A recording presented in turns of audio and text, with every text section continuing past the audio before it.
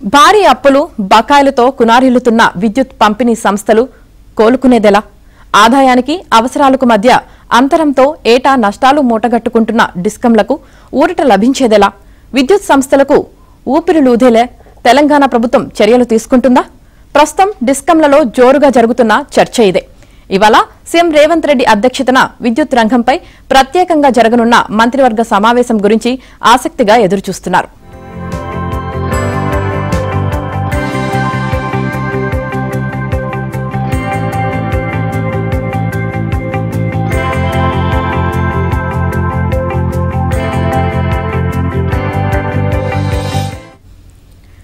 ఇక భవిష్యత్తులో రాష్ట్ర విద్యుత్ అవసరాలు తీర్చడానికి కావాల్సిన కొత్త ప్లాంట్లపై కూడా చర్చించనున్నారు.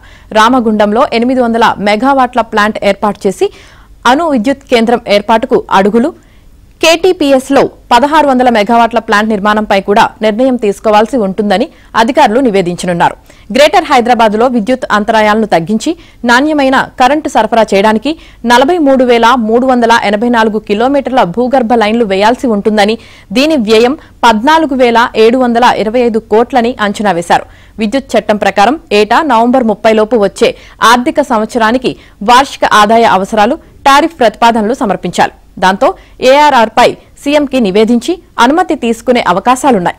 అలాగే సాయంత్రం ఇంటిగ్రేటెడ్ కమాండ్ కంట్రోల్ సెంటర్లో తెలంగాణ రైజింగ్ 2047 పై సీఎం రేవంత్ రెడ్డి సమీక్ష నిర్వహించనున్నారు.